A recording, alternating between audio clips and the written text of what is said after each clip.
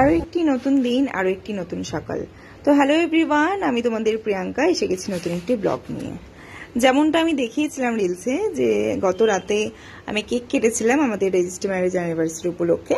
তো সেই কেকটার আমার কিছু ফটো নিয়ে নিচ্ছিলাম। তারপরে সকালবেলা উঠে আমি একটু ফ্রেশ হয়ে ফটো ক্লিক করছিলাম, বেশ ভালো লাগছিল।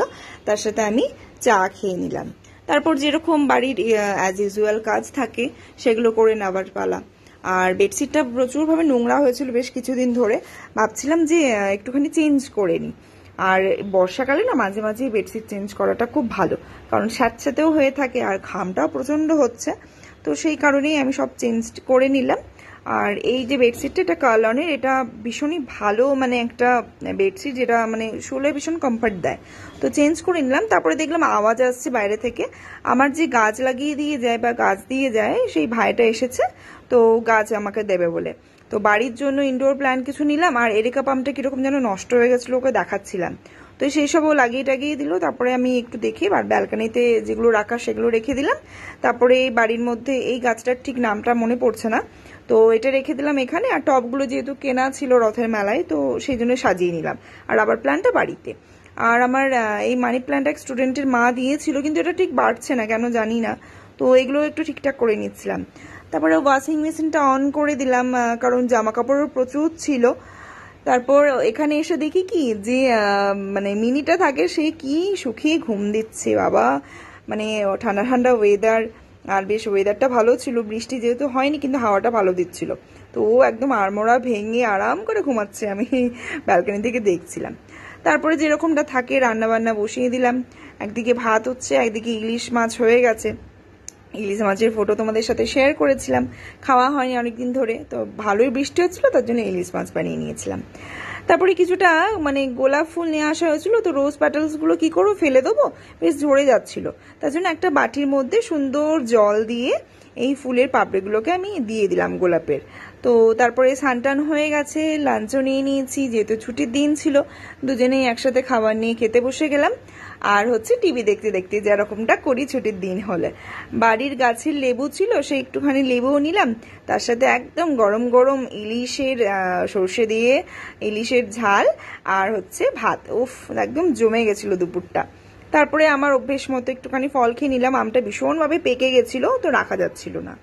তারপর যেটা করলাম সেগুলো হচ্ছে ওয়াশিং মেশিনে জামা কাপড় কাচা হয়ে গেছিল, ভাবলাম এবার জামা কাপড়গুলো সব একটু দিয়ে দিই। আর রোদ্দুর তো ছিলই না সেরকম ভাবে, কিন্তু যেহেতু বৃষ্টি হয়নি তো ব্যালকনির মধ্যে দিয়ে দিলাম, যে হাওয়াতে শুকিয়ে যাবে, ওয়াশিং মেশিনের মধ্যে অর্ধেক শুকিয়ে যায়। তো সেই সব করে আবার একটু রেস্ট নিয়ে নিলাম। তারপরে আমি গাছগুলি জল দিয়ে দিলাম। তো ইভিনিং হয়ে গেছে, আমি বেরিয়ে গেছি ছুটির দিনে, একটু বাইরে শপিং করার ছিল। তারপরে আমাদের যে ডিনার আউট ছিল সেটাও। তো দুজনেই আমরা কর্তা গিন্নি বেরিয়ে গেছি দুজনে। তো বাড়ির সামনে যে মলটা আছে ওখানেই এসেছিলাম। ওখানে এসে আমি ভাবলাম একটু ট্রেন্ডসে যাই, অনেকদিন ট্রেন্ডসে যাইনি। তো ওখানে দেখলাম যে অফার কিছু চলছে, তো ভাবলাম একটু নিয়ে নিই। আর যে ড্রেসটা পরে গেছিলাম এটাও ট্রেন্ডসের কিছুদিন আগেই নেওয়া। তো এগুলো সিলেক্ট ঠিক বুঝে উঠতে পারছিলাম না কোনটা নেব কোনটা নেব না। তো তার মাঝে একটু করে ফটোও নিয়ে নিচ্ছিলাম। আর আমার বরমশের সাথে বকবকও চলছিল, এটা ভালো না এটা ভালো, এরকম নানা রকম কথা। তো করতে করতে বিলিং কাউন্টারে এসে বিল হয়ে গেল। তারপর ওকে বললাম চলো একটু ভিডিও করো, আমি যাচ্ছি, বেশ ভালো লাগছিল। তো ওপরে চলে গেলাম যেখানে আমরা যাব। তো সেই ওপরে যেয়ে দেখলাম যে হোম টাউনে অনেকদিন আসা হয়নি, তো কিছু শু ক্যাবিনেটও দেখছিলাম, কারণ একটা নিতে হতো আমাকে। আমি এখন না হোক কিছুদিন পরে হলেও তো একটু দেখে নিতে যাচ্ছিলাম। আর একটা হচ্ছে জিনিস, যেটা হচ্ছে আমার একটা ছোট রুম আছে যেখানে আমি কিছু ভাবছিলাম একটা কাবার্ড নেব, কারণ প্রচুর জামা কাপড় হয়ে গেছে তোমার দাদা ভাইয়ের, সেগুলো রাখার জন্য। তো দেখে এলাম, জাস্ট দেখি কিরকম মনোমতো বানানো যায় বা হোম টাউন থেকে নেওয়া যায় সেটা।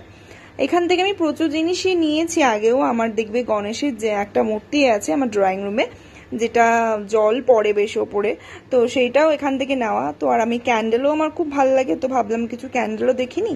তো এই টাইপের জিনিসটা যেটা আমার কাছে আছে। তো ওখান থেকে দুজনেই বেরিয়ে গেলাম।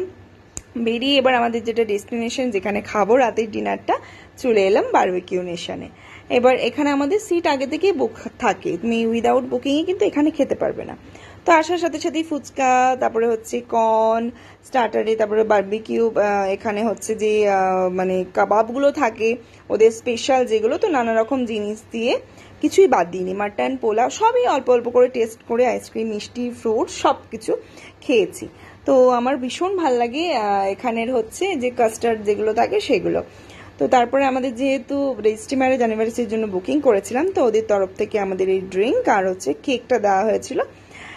আমাদের খুবই ভালো লেগেছিল যে এরকম একটা সারপ্রাইজ পেয়ে। তো সেই আর কি বসে বসে কিছু ফটো নিয়ে নিচ্ছিলাম, আর ওদের তরফ থেকে একটা ভিডিও আর ফটো করে দেওয়া হয়েছে, যেটা আমার ব্লগে পেয়ে যাবে তোমরা। তারপরে ওয়েট করছিলাম গাড়ির জন্য, গাড়ি নিয়ে আসছিল, আমি বাইরে দাঁড়িয়েছিলাম। তারপরে আমরা আস্তে আস্তে রাতের দিকে, অনেকটা রাত হয়ে গেছিলো, প্রায় 10:30 11টা মতো বাড়ি চলে এলাম।